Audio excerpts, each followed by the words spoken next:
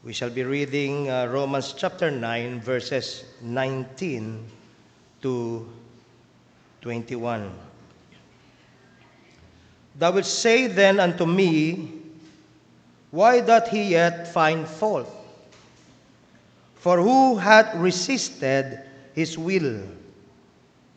Nay, but, O man, who art thou that repliest against God? Shall the thing formed say to him that formeth, why hast thou made me thus? Hath not the potter power over the clay of the same lump to make one vessel unto honor and another unto dishonor? I pray, may the words of my mouth and the meditation of my heart be pleasing in your sight, O Lord, my rock and my redeemer. Amen. The potter and the clay, part 1. Mga kapatid, mayroon po akong kakilala, medyo may katagalan na ilang panahon din pong dumalo sa mga pagsamba. In fact, nagpapakilala po siya na siya po ay isang mananampalataya. Subalit, tila po binibitray na naging paraan ng kanyang pamumuhay at ng kanyang mga prioridad ang sinasabi po niyang pagpapahalaga niya sa Diyos. Nang siya po ay nakatikim ng kaunting pagtatagumpay sa buhay, tila po tuluyan na niyang nalimutan ng Diyos. Kahit paano pong pagpapaalala at kahit paanong babala ang ibigay sa kanya, wala na po siyang pakialam. Namuhay siya na para bagang wala nang iba pang mas mahalaga, kundi ang maabot niya ang mga pangarap niya at ayon sa kanya, maging ang mga makaganti sa mga sinasabi niyang mga nagkaatraso sa kanya. Ganun po siya kadeterminado na magtagumpay. Hanggang isang araw, napagtanto po niya, na-realize po niya na isa po palang house of cards o sabihin natin isang kastilyong buhangin ang kinalalagyan niya. Gumuho pong lahat. Nabigong lahat ang kanyang mga pangarap. Nabaliwala ang lahat ng kanyang mga effort, sleepless nights, time, everything. At alam po ninyo kung ano ang una niyang naging tanong dahil sa mga ito? Bakit, Pastor, ginawa sa akin ng Diyos ito? Anong kasalanan ko sa Kanya? Napakalungkot po nun, sapagkat baluktot pong pag-iisip yon. Wala tayong pakialam sa Diyos nung tayo tila nagtatagumpay pa. Pero nang makaranas na tayo ng sunod-sunod na kabiguan, biglang naalala natin siya. And for all the wrong reasons, ang lahat pala ng sisi sa Panginoon natin ibubunton. Nung maalwa pa ang lahat, ang kredito ibinibigay sa sariling galing. Nung nagtatagumpay pa, ang kredito ibinibigay sa sariling diskarte. Pero ngayon ang tanong, why hast thou made me thus? Mga kapatid, ito po ang nangyayari kapag nalilimutan ng isang tao ang pangunahing dahilan ng kanyang existence. Ano po muli ang sinasabi ng Catechism? May tanong, what is the chief end of man? And the answer is, the chief end of man is to glorify God The chief end of man is to glorify God and to enjoy Him. Saan natin huhugutin ang ultimate joy natin? To enjoy Him forever. Pero madalas, ano po ang nangyayari? Well, gaya na rin po ng ating maraming beses nang nababasa. Ito po ang kalagayan natin.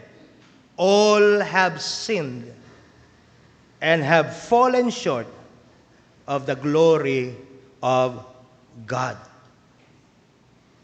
We have miserably missed the mark. So ang tanong again in so many words galing sa verse 19, is God unjust in holding us accountable? Ito yung klase ng tanong na tila baga na-anticipate na po ni Paul. Na-anticipate na niya na ibabato sa kanya bilang reaksyon sa mga nauna na niyang itinuturo. Kumbaga, in this particular context, kung ang Diyos ay sobereno, makapangyarihan, sa kung sino ang makikinig sa Kanya, siya ang sobereno at makapangyarihan, sa kung sino ang sasampalataya at kung sino ang magbabalik loob sa Kanya, paano niya hahatulan yung mga hindi gumagawa noon? Siya po pala yung makapangyarihang nasa likod ng isang taong nakikinig, sumasampalataya, sumusunod sa Kanya. Kung may hindi nakikinig, kung may hindi sumasampalataya, kung may hindi lumalakad sa katwiran, kanino isisisi yun? Yan yung tanong Siya lang pala ang makapangyarihang makapagbaling sa kanila. Mula sa kanilang selfishness. Siya lang ang makapangyarihang makapagbaling sa kanila. Mula sa kanilang self-centeredness. Mula sa kanilang self-glory and self-righteousness. So, ang pinaka-gist po ng tanong na ito ay kung hindi bumabaling ang mga makasalanan, hindi ba't ang may pagkukulang ay ang Diyos? Yan po yun Yan po ang mabilis na paratang ng marami sa ating suberenong Diyos. Na paano po ina-address ni Paul ang katanungang ito? Ginamit po ni Paul na halimbawa ang Pharaoh, ang Egyptian king. Kung babalikan natin dito sa verse 17 of Romans 9, "For the scripture saith unto Pharaoh, even for this same purpose have I raised thee up, that I might show my power in thee, and that my name might be declared throughout all the earth. Therefore," verse 18, "hath he mercy on whom he will have mercy, and whom he hardeneth." Sasabihin po ng iba, yan na nga mismo ang punto Pinitigas ng Panginoon ang puso ni Pharaoh. So kung siya ang nagpatigas ng puso ni Pharaoh, hindi ba hindi fair na si Pharaoh ay kanyang hatulan? At least sa unang tingin parang ganon, di ba? Without considering the context. Well, bago po tayo mag-draw hastily patungo sa ganyang conclusion, tingnan po muna nating mabuti. Opo, sinasabing pinatigas ng Panginoon ang puso ng Pharaoh, pero ano ang nangyari bago yun? Ginawa ng Panginoon yun pagkatapos na 5 beses niyang binigyan ng pagkakataon si Pharaoh upang sundin ang kanyang mga utos. Subalit, nagmatigas po si Pharaoh 5 beses din. Kaya mababasa po natin ang mga kagaya nito sa Exodus 8:32. "At pinapagmatigas muli." So paulit-ulit na binibigyan ng pagkakataong sa Pharaoh, pero paulit-ulit din na pinatitigas muli at pinapagmatigas muli ni Faraon ang kanyang puso at hindi pinayaon ang bayan. Brothers and sisters, God's hardening of Pharaoh's heart is after Pharaoh does it himself 5 times. Kaya ang sisi ay wala sa Diyos, kundi nasa Pharaoh. Accountable po siya. At accountable ang bawat isa sa atin dito. Regrettably, yun ang pinili. Yun ang piniling landas na gusto niyang lakaran. Yun ang piniling landas na gustong lakaran ni Pharaoh. Mga kapatid, wala po yung iniwan sa mababasa natin doon sa Romans chapter 1, beginning verse 21. At kahit alam nilang may Diyos, hindi nila siya pinarangalan o pinasalamatan man lang. O mga kapatid, as we hear these words, magsagawa po tayo ng reflection. Ako ba? Nagagawa ko bang kilalanin ang sentrong poder ng Diyos sa buhay ko?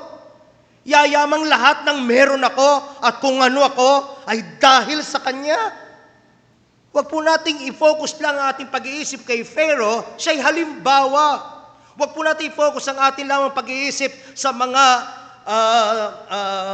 mga nilalang na binabanggit sa Romans 1. Ultimately, magsagawa po tayo, hinahamon tayo ng ganitong mga pag-aaral na magsagawa ng refleksyon. So muli, at kahit alam nilang may Diyos, hindi nila siya pinarangalan o pinasalamatan man lang. Sa halip, ibinaling nila ang kanilang pag-iisip sa mga bagay na walang kabuluhan. Naalala nyo, only last Sunday, alin na nagiging walang kabuluhan? Hindi yung mataas na pinag-aralan, per se. Hindi yung mga naabot sa buhay. Hindi yung kung ano meron tayo, pag-aari natin and everything. Pero anuman ang meron tayo, anuman ang naabot natin, kung tayo daw ay hiwalay sa Diyos, tayo raw ay nagiging Romans 3, walang kabuluhan. Hindi ba yan ang pamilyar na sa ating lahat? Aanihin daw ng isang tao, mapasa kanya man ang buong sanlibutan. Karamihan sa atin sapat ng mga harap, magkaroon lang ako ng isang lupa, kung saan masaya na ako. Hindi nga isang lote lang ng lupa kahit sa'yo na ang buong sanlibutan. Pero mapapahamak naman ang iyong kaluluwa. Walang kabuluhan. Muli, verse 22, Romans 1, nagmamarunong sila pero lumilitaw na sila'y mga mangmang. Verse 23, sapagkat ipinagpalit nila ang dakila at walang kamatayang Diyos sa mga Diyos-Diyos ang anyong tao na may kamatayan, mga ibon, mga hayop, may 4 na paa, at mga hayop na nagsisigapang. Ano naging tugon ng Diyos? Verse 24, kaya hinayaan na lang sila ng Diyos sa maruruming hangarin ng kanilang puso hanggang sa gumawa sila ng kahalayan at kahiyahiyang mga bagay sa isa't isa. Brothers and sisters, at sa bawat isang nagpapakilala na siya ay mananampalataya, magsilbi po nawang papaalala at magsilbi po nawang babala ito sa atin. Huwag nating sundan ang halimbawa at yapak ng Pharaoh. Binibigyan tayo ng Panginoon ng pagkakataon at binibigyan niya tayo ng maraming pagkakataon. Kung tayo'y lumalayo, binibigyan niya tayo ng pagkakataong bumaling pabalik agad sa Kanya. At kung mangyari yan, huwag nawa nating papagmatigasin ang ating puso. Pag nakita mo, binibigyan ka ng pagkakataon ng Panginoon, huwag mong papagmatigasin ang iyong puso. Dahil po may hangganan ang mga pagpapahinuhod ng Diyos. May hangganan ng Kanyang long suffering. You see. Ano po ang sinasabi sa Hebrews chapter 3, beginning verse 12? Take heed, brethren, lest there be in any of you an evil heart of unbelief in departing from the living God. Oh, mga kapatid, I hope na mag-get na at makuha natin ito. Kailan daw evil yung heart? When we begin to depart away from God. At yun ay babala sa atin. Again, take heed, mag-ingat ka. Lest there be in any of you an evil heart of unbelief in departing from the living God, but exhort one another daily while it is called today, lest any of you be hardened through the deceitfulness of sin. Nadadaya tayo ng kasalanan Nagtatagumpay ng konti, handa nang iwanan ng Diyos. Handa nang kalimutan ng Diyos, nakakalimutan lahat ng ito bigay ng Diyos. Lumakas ng konti, nakakalimutan ang sustaining grace galing sa Diyos. Let us take God's word seriously. Brethren, hindi nagbibiro ang Diyos. Kung walang nangyayari sa iyo, ano tawag doon? Pagkakataon. Kung nagtatagumpay kang patuloy kahit na wala kang pakialam sa Diyos, ano tawag doon? Pagkakataon. Pero muli, may hangganan. May hangganan ng pagpapainuhod ng Diyos. So again, exhort one another daily while it is called today, lest any of you be hardened through the deceitfulness of sin. For we are made partakers of Christ if we hold the beginning of our confidence is steadfast unto the end. Verse 15, while it is said today, if ye will hear his voice, harden not your hearts, as in the provocation. Now, totoo yan, yung mga katotohanan na yan sa mga nagpapakilalang mananampalataya, at lalo naman mga kapatid, totoo yan sa mga hindi pa nakakaranas ng kanyang pagliligtas. Sa kanila na wala pang kaugnayan kay Kristo, lalo naman totoo yung babala na yan. Kung ikaw ay buhay, kung ikaw ay malakas, kung ikaw ay tumatanggap ng maraming temporal na pabor at mabubuting mga bagay, huwag mong gamitin ang mga yaon para mamuhay ng malayo at independyente sa Diyos. Lahat ng iyon ay tanda ng pagtawag niya sa iyo na bumaling sa Kanya. Ano pa sabi ng Romans 2? Verses 4 and 5. Oh, do you despise the riches of His goodness, of His forbearance and long-suffering, not knowing that the goodness of God leads you to repentance? Verse 5, but in accordance with your hardness and your impenitent heart, you are treasuring up for yourself wrath in the day of wrath and revelation of the righteous judgment of God. Mas maraming pagkakataon ang binibigay sa atin ng Diyos, mas maraming ebidensya laban sa atin ang ihaharap ng Diyos pagka dumating na yung araw ng kanyang paghatol sa atin. Sasabihin niya, eto na lahat ang pagpapahayag ko ng kabutihan sa iyo, tapos winalan mo ako ng kabuluhan. Ang mahalaga lang sa iyo, pamilya mo. Ang mahalaga lang sa iyo, pangarap mo. Ang mahalaga lang sa iyo, buhay mo. Ang mahalaga lang sa iyo, pagkatagumpay mo. Eto na lahat. Ilalatag ng Panginoon sa atin lahat ang mga ebidensya na inakik Kanya pabalik sa Kanya, pero nagwala tayo ng halaga sa Kanya.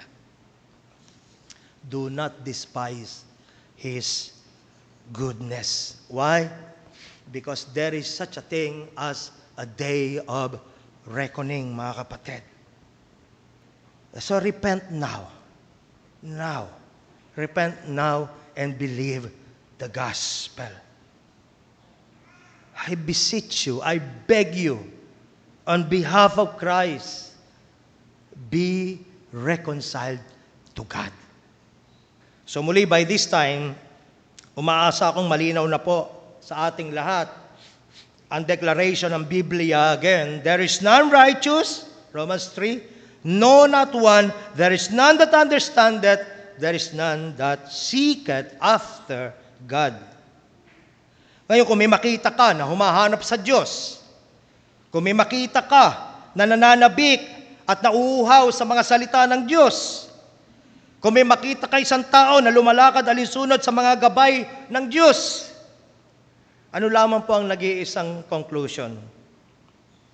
Ano sa palagay ninyo ang nangyari? Samantalang ang declaration, there is none righteous, no, not one. There is none that seeks after God. Kung may makita ka naghahanap sa Diyos, anong conclusion? Parang as easy as 1 plus 1 yun, di ba? Ang conclusion lamang po, may ginawa ang Diyos. Ang conclusion lamang po, naawa ang soberenong Diyos. Ano po sabi ng Ephesians chapter 2, beginning verse 2? Wherein in time past ye walk according to the course of this world, according to the prince of the power of the air, the spirit that now worketh in the children of disobedience. Titingin ka sa paligid mo, dati kong ginagawa yun ah. Titingin ka sa paligid mo, dati yun din ang mahalaga sa akin ah. Bakit ngayon tinabangan ako? Bakit ngayon ang akit ko palapit na sa Diyos? Ito sagot, again. Wherein in time past ye walk according to the course of this world, according to the prince, the power of the air, the spirit that now, merong pa rin lumalakad palayo sa Diyos, that now worketh in the children of disobedience, among whom also we all had our conversation in times past, or manner of living. In the last of our flesh, there was a time, malakas ang tawag ng laman, there was a time na walang mahalaga sa atin. Kundi ang i-fulfill ang lust of our flesh. Fulfilling the desires of the flesh and of the mind. And were by nature children of wrath, even as others. What brought about the change?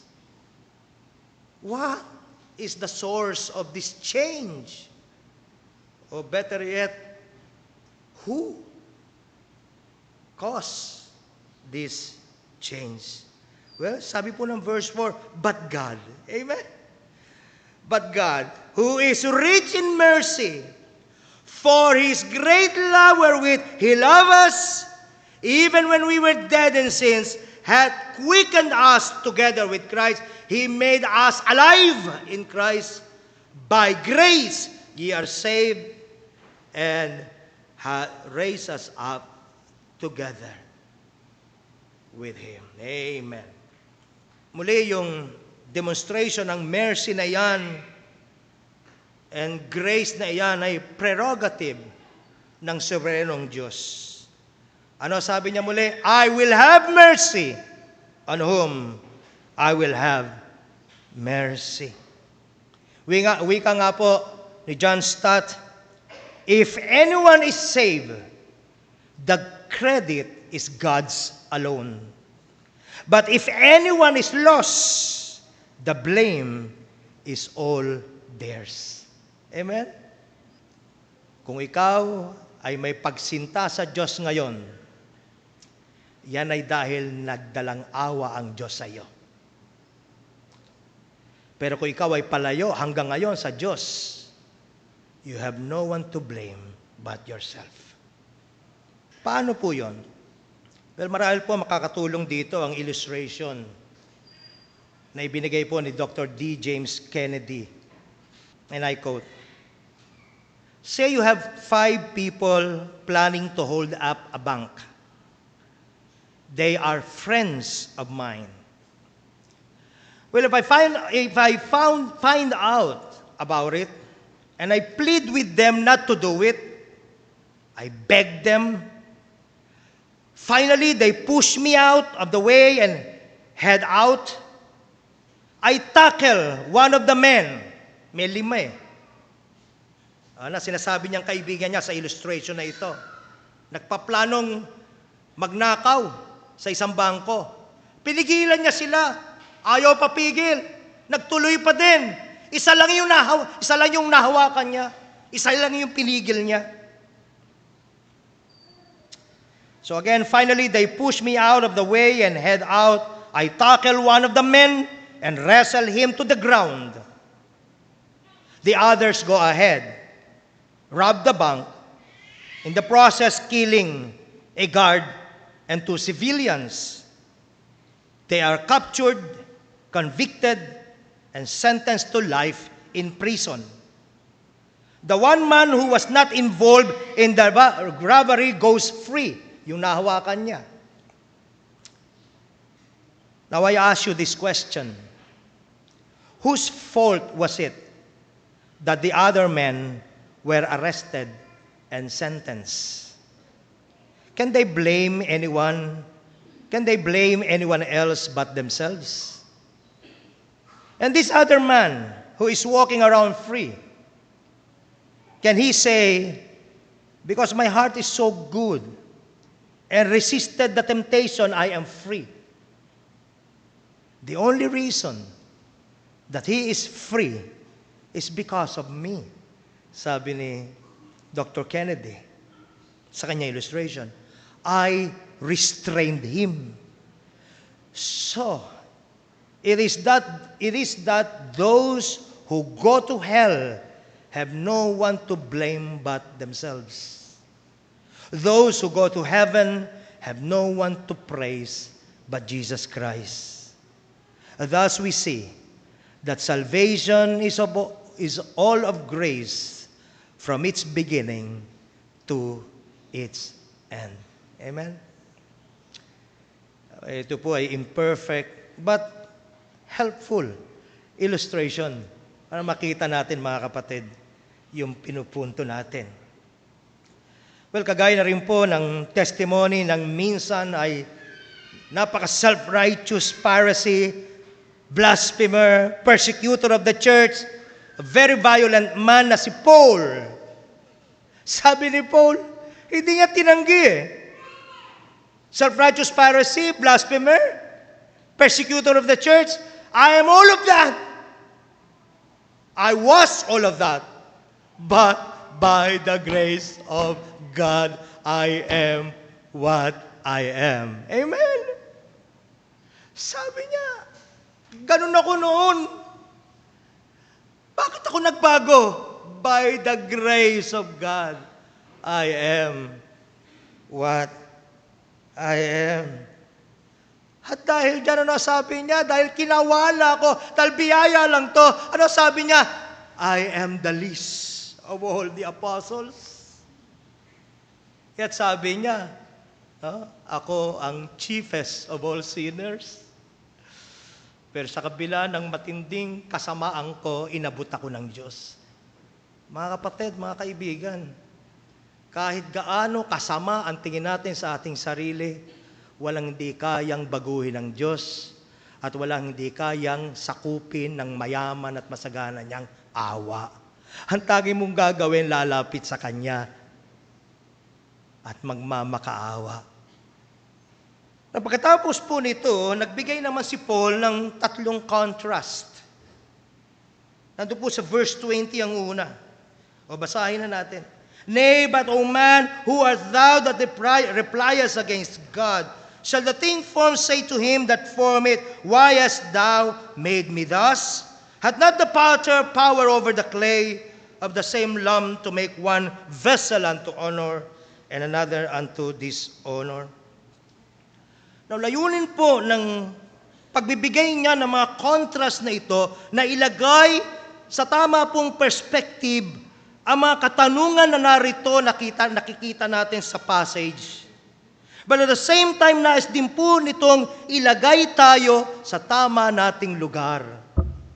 Muli, nay, but O man, who art thou that repliest against God? Sa ibang version, in another English version, who are you, a mere human being, to argue with God? In another English version, but who indeed are you, a mere human being, to talk back to God? Ang nais po kasing bigyan diin ni Paul dito, mga kapatid, ay ang katotohanan na tayong lahat ay subordinate at dependent lamang sa makapangyarihang Diyos. Diyos na lumikha, hindi lamang po sa atin, kundi sa lahat ng mga bagay, lumikha sa lahat ng mga nilalang. Sabi nga po ni James Montgomery Boyce, and I quote, "It is ludicrous for creatures as small, ignorant, impotent, and sinful as we are to question the propriety of God's moral acts. We may not understand what God is doing in any particular case. In fact, most of the time, we will not, because my thoughts are not your thoughts, neither are your ways my ways, declares the Lord." Isaiah 55:8. We can ask God to explain what He is doing if He will, but for us to suggest that He is wrong in what He does is patently absurd.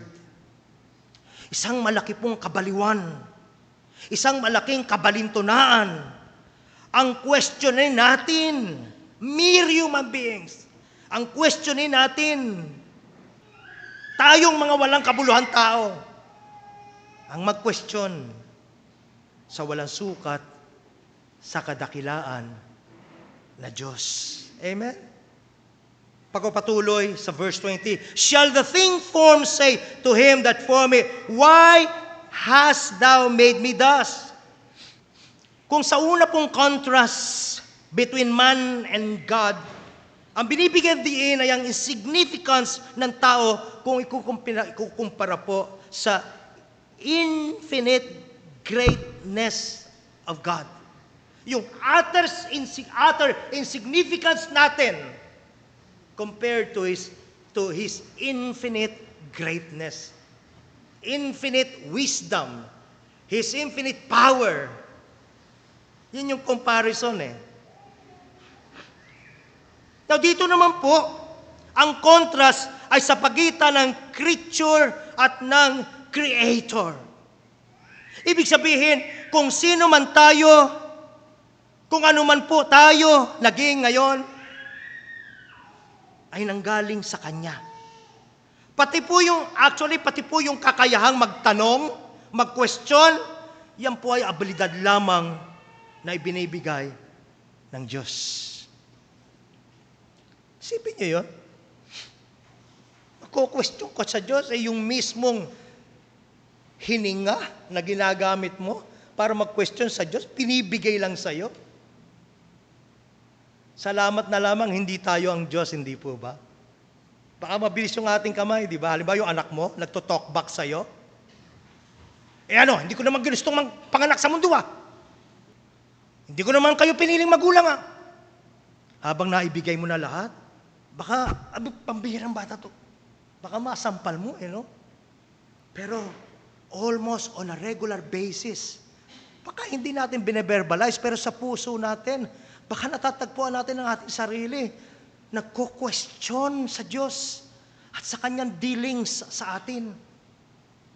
Kaya nga po sabi ni Robert Haldane, "Any wisdom the creature possesses must have been received from the Creator. And if the Creator has the power of forming rational beings, must He not Himself be infinite in wisdom? And does it not insult the Creator to pretend to find imperfection in His proceedings?" Nakapapastos yun, hindi po ba, sa Diyos? Nakawawalang galang yun? I don't know kung dumaan sa timeline nyo, pero alam po ba ninyo, one of the two astronauts na nagawang ibalik uli after, 9 months sa space, ay isa palang Kristiyano. At hindi na ba siya Christian? Siya ay Sovereign Grace Christian. And one of the things that he did while he was up there was to preach the gospel. At nung tanungin siya, ano nagpatibay ng pananampalataya mo? Sabi niya, imposibleng tignan mo ang lahat, from his point of view, doon sa kalawakan, tignan ang lahat ng ito at hindi mo sasabing walang Diyos na makapangyarihang lumikha ng lahat ng ito. Kaya nakababastos, mga kapatid. Kaya nakakawalang galang sa Diyos. Kung tayo sa ating limitadong utak, magkukwestiyon sa walang hangganan sa karunungan na Diyos. Impertinente ang tawag doon, hindi po ba? Oh my. And then finally, yung pangatlong contrast is between the clay and the potter. Sabi po sa verse 21, hath not the potter power over the clay of the same lump to make one vessel unto honor and another unto dishonor? Well, we will tackle more of this next time. So, i-reserve muna natin yon. That's why this is our part 1 of the sermon, may part 2. So, halos iisa ng diin ang bawat contrast na nakita natin sa mga oras na ito. Kung mayroon mang klaro, ito yon. Una, isang malaking kabalintunaan, mga kapatid. Isang malaking kabaliwan ang kwestiyonin ng abang mga nilalang.